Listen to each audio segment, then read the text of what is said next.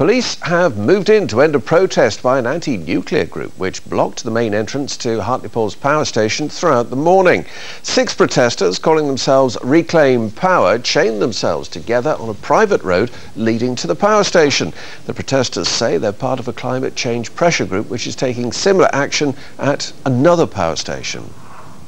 We're part of a group of people that are part of the Camp for Climate Action, which is a 10-day action camp happening near Drax Power Station. So there's going to be actions happening all around the area to do with climate change, and also we wanted to highlight the fact that nuclear energy is very much not a solution to climate change.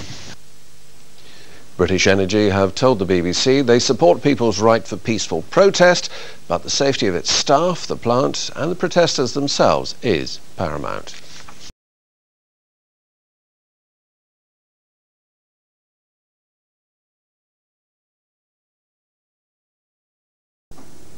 "20 people have been arrested for aggravated trespass following a demonstration at the North East's only nuclear power station. A group of protesters spent the day chained together as a human blockade across the main road into the plant at Hartlepool. A specialist crew from the Ministry of Defence Police are now cutting them free. As Andy Clues reports, it was part of a nationwide protest against climate change and the building of new nuclear power stations. Help me if you can, I'm feeling down, down, down. Help is what they're after. Help to change the government's plans for a new generation of nuclear power stations. In their armoury, pipes and tape to keep all 7 stuck firmly together, forming a roadblock at the power station gates. The group, called Reclaim Power, are involved in a mass protest at Drax Power Station south of Selby, which they insist is the largest single emitter of greenhouse gases in the UK. While nuclear power stations like Hartlepool produce fewer emissions, the protesters see its radioactive waste as a deadly legacy for the future. We're very concerned about the amount of toxic waste that nuclear power produces. There is no answer that the nuclear industry can provide as to what they're going to do with all the toxic waste. Coming here and making a blockade sends a message to the nuclear industry very clearly that there are many people in this country who don't want nuclear power. If you like, we're the thin end of the wedge. For the police, it's been a waiting game, waiting and watching. The surveillance helicopter was flown in to relay pictures back to headquarters. It hovered overhead for much of the morning. Meanwhile, cameramen on the ground recorded faces. More men were drafted in, but it all passed amicably. Power station managers even sent tea and biscuits to keep up morale on both sides. Operationally, as you can see, there's a lot of cars around you. A lot of our staff have had to park outside the site.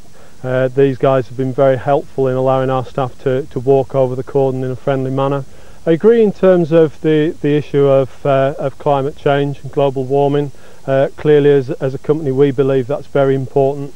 In terms of the environment, it's a key issue for ourselves as well. But the likelihood is we haven't seen the last of the protests here. Storm clouds are already gathering over Hartlepool. Although it's due for decommissioning in 8 years, Reclaim Power fears a second nuclear station will be built here. Andy Clues, ITV Tyne Tees, Hartlepool.